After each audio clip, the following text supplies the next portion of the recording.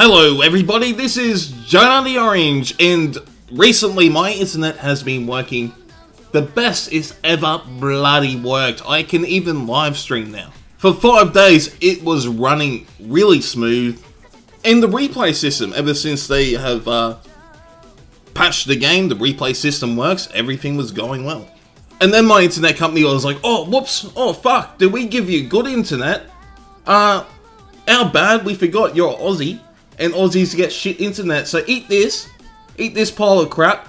You got no net for 3 days. I said, oh thanks bro. I was getting a bit worried there. I almost thought I was in a first world country where internet should be good, not out in the bumfuck of nowhere. I mean, we've got everything.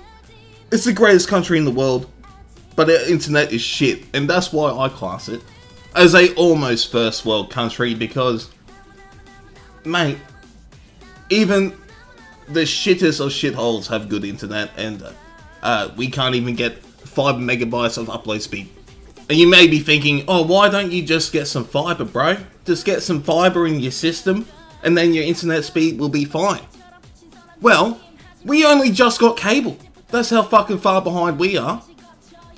I was running ADSL for ages. We finally got cable. So, fiber, that is, that's a very long way away. It's a very long way away, okay, mate? So fuck you. Fuck you and your fiber. And there was only one internet provider out of the hundreds of them that had cable. There's one. The rest still wanted you on ADSL. And when I got the cable installed, yeah, I got shit speeds. And then 5 days ago, it went, okay, now you can have good speeds for no reason. And I was like, oh, cool.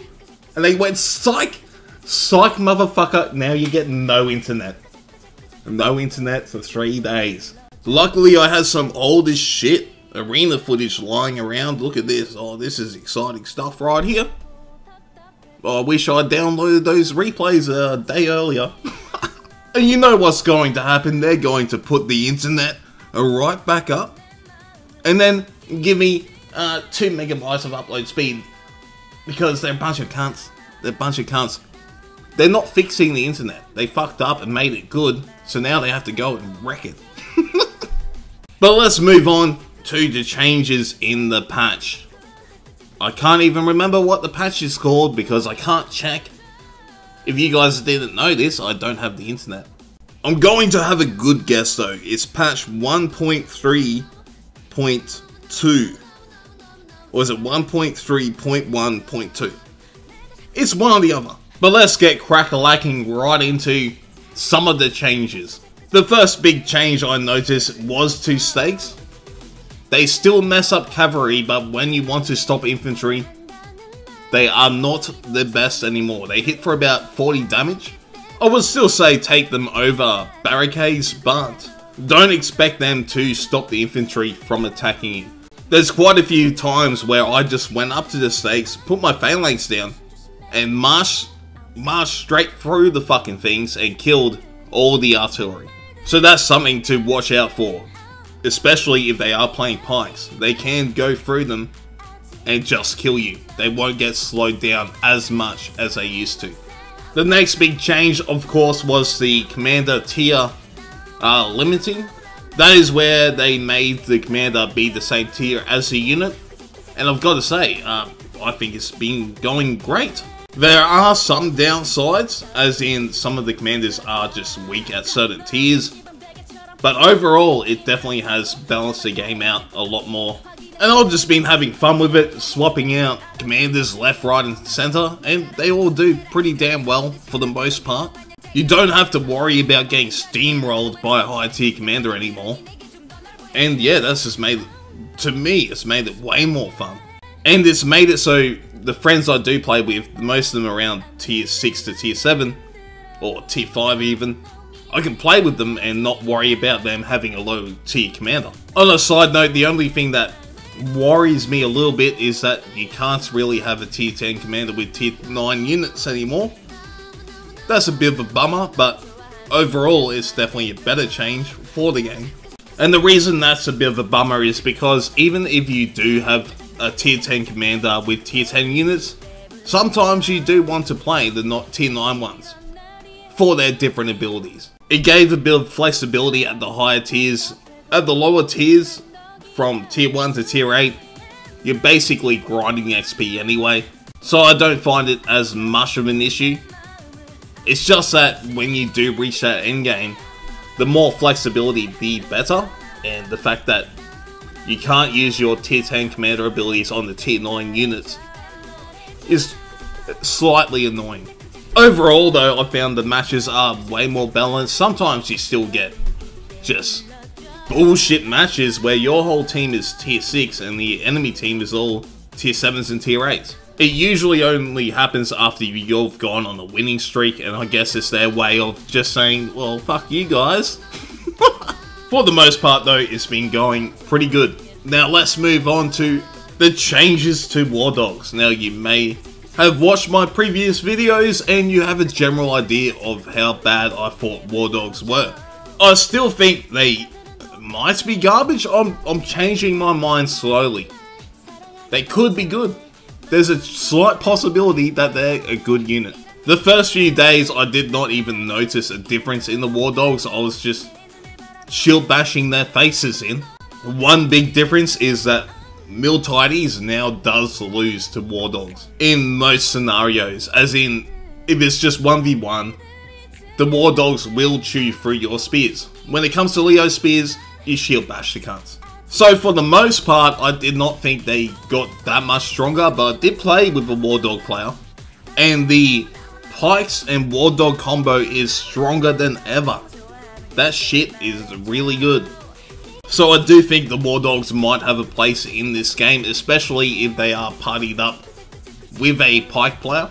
They still do have a lot of weaknesses, but in general they are definitely doing better. I will have to try them out for myself, but from what I've seen, in certain circumstances they definitely do a lot better.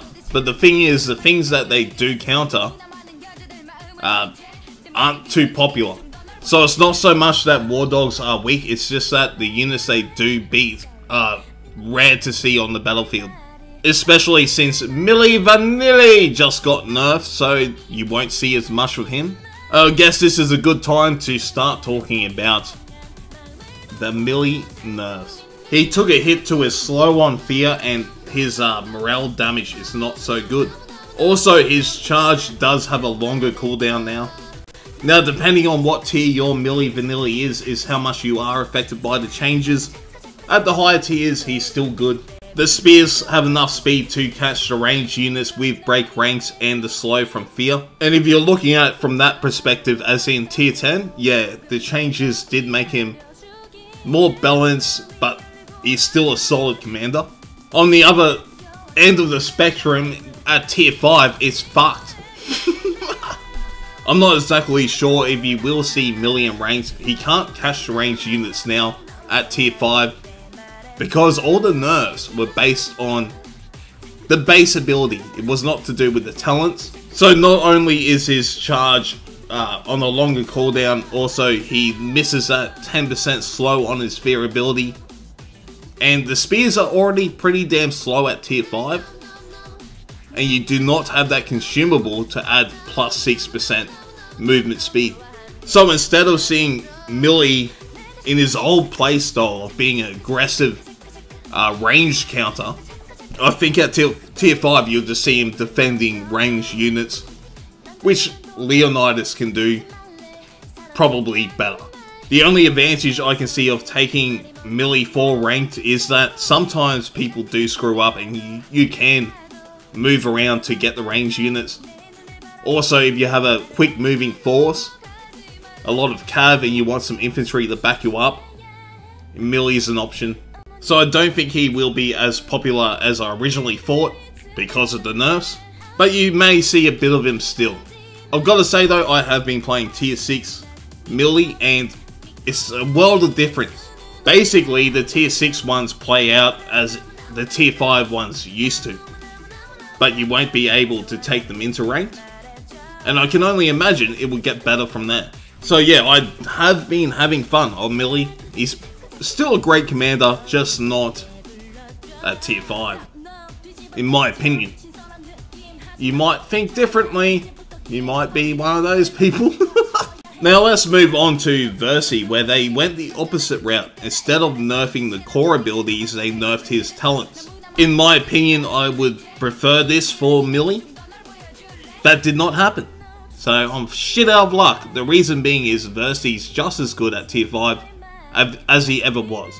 So if you are considering playing Versi in ranked, the nerfs won't affect you at tier 5. He did not receive any debuffs. But at the higher tiers, he did take a bit of a walloping. His damage output is nowhere near as good as it was. Personally, I think you will see him in ranked. He's still got the horse kick ability at tier 5, and he did not actually receive any nerfs at that tier. And that's all I really care about at the moment. Which makes me fucking hate the Millie nerfs. Couldn't they just nerf his fucking talents? There are other few units I have changed my mind about. I did say in my original video, when I was talking about what's good for ranked, that I thought slingers might be up there. And now that I have tried both the barbarian slingers and the Greek ones, I will say they're definitely going to be in ranked. In general, I think most people will play the Greek slingers. They do a lot more damage and you don't have to buy a premium unit. I still do love playing the barbarian slingers. That extra range is just fun to play around with. You can snipe away at the scorpions and fuck them up.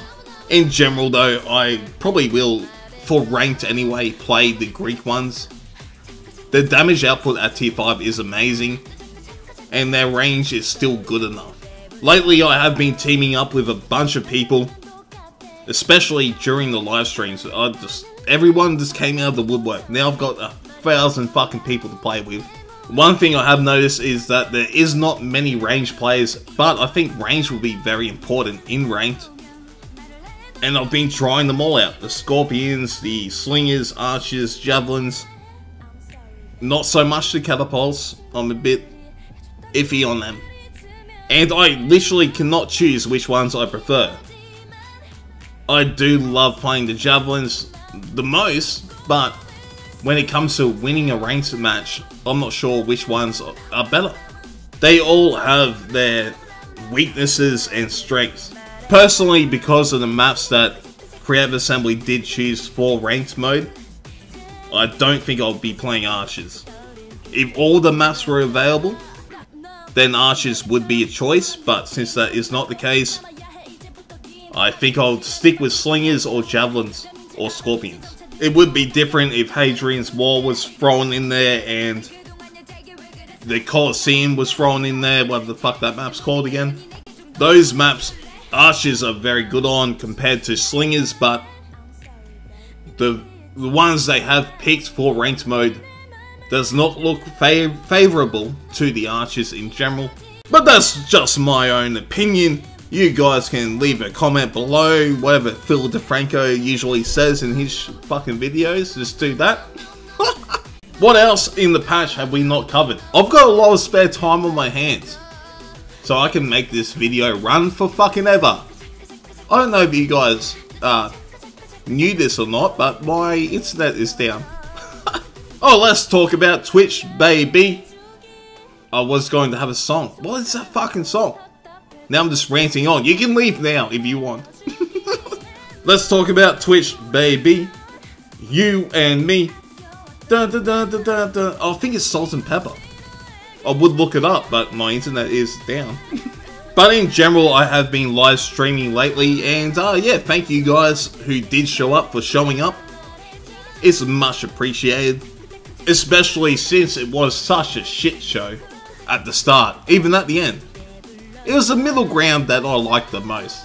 There was plenty of awkward moments, some of that shit, holy crap.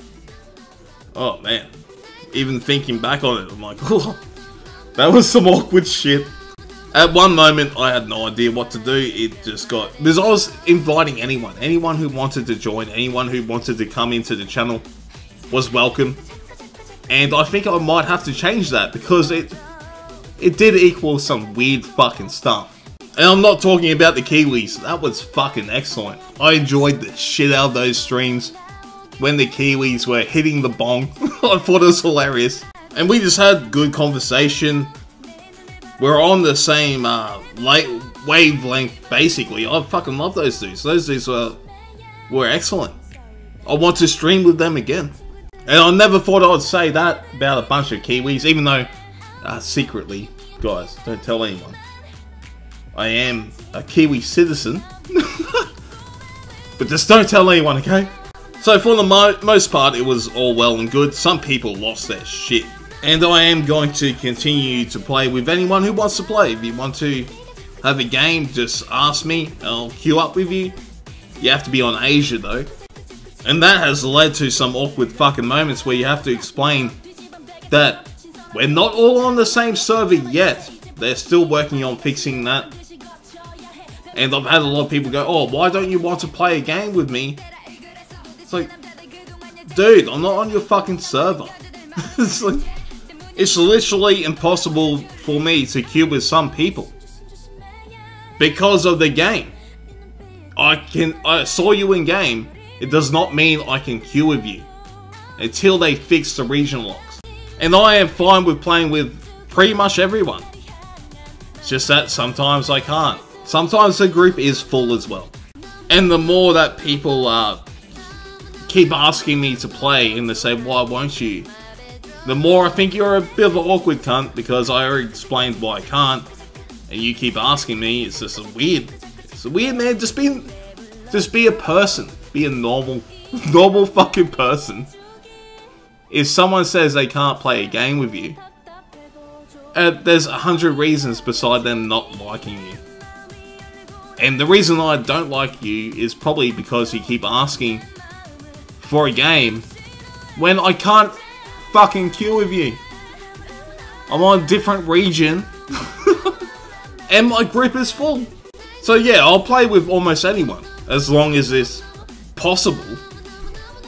The only people I won't play with who are people that pester me about it when I can't even fucking do it. The party sizes at the moment are pretty small. You can only queue with 4 people, so the groups fill up rather quickly.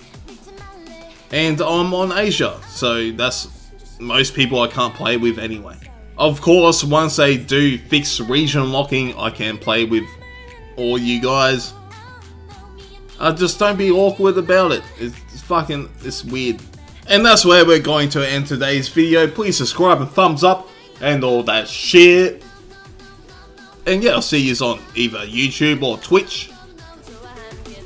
And until next time, enjoy your gaming.